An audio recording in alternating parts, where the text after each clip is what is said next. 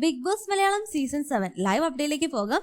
എന്തായാലും പറയാതിരിക്കാൻ വയ്യ, ഈ ആഴ്ചയിലെ വീക്കിലി ടാസ്ക് ഒരേ പൊളി.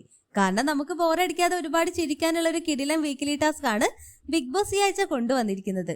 അങ്ങനെ ലൈവിൽ ഇപ്പോൾ നമ്മുടെ നന്ദിനിക്കുട്ടിയായിട്ടുള്ള അനുമോൾ ബാബു ബാബു എന്ന് വിളിച്ച് അനീഷിന്റെ അടുത്തേക്ക് പോവുകയാണ്. അപ്പോൾ അനീഷ് നന്ദിനിക്കുട്ടി എന്ന് വിളിച്ചുകൊണ്ട് അനുമോളെ അവിടെ തന്റെ അടുത്ത് ഇരുത്താണ്.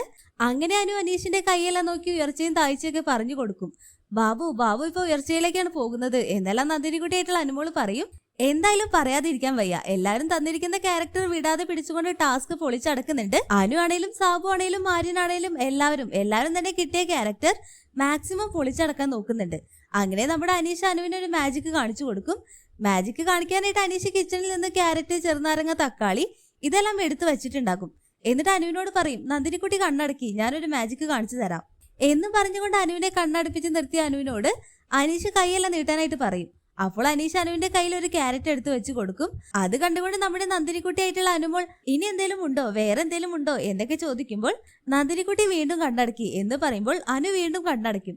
അപ്പോൾ അനീഷ് ഒരു ചെറുനാരങ്ങ എടുത്ത് അനുവിന്റെ കയ്യിൽ വെച്ച് കൊടുക്കും. അങ്ങനെ കണ്ണു തുറക്കുമ്പോൾ അനുവിന്റെ കയ്യിലുള്ള ചെറുനാരങ്ങ കണ്ട് ഹായ് ചെറുനാരങ്ങ, ഇത് എഴുന്ന കുരങ്ങ എന്നെല്ലാം പറഞ്ഞ് അനീഷ് എടുത്തു വെച്ച സാധനങ്ങൾ മൊത്തം കണ്ടുപിടിച്ച് നന്ദിനിക്കുട്ടിയായിട്ടുള്ള അനുമോൾ ബാബു ആയിട്ടുള്ള അനീഷിനൊരു കടിയെല്ലാം കൊടുത്തുകൊണ്ട് പോകുന്നതാണ് ലൈവിൽ ഇപ്പോൾ കാണിക്കുന്നത്. എന്തായാലും എല്ലാവരും തന്നെ ടാസ്ക് അതിഗംഭീരമായിട്ട് തന്നെ കൊണ്ടുപോകുന്നുണ്ട്. എല്ലാം നമുക്ക് കാത്തിരുന്ന് കാണാം. ലൈവ് അപ്ഡേഷൻ നമ്മുടെ ചാനലിൽ ഉണ്ടാകും. ആദ്യമായിട്ട് കാണുന്ന പ്രേക്ഷകരാണെങ്കിൽ യൂട്യൂബ് ചാനൽ സബ്സ്ക്രൈബ് ചെയ്യാൻ മറക്കേണ്ട.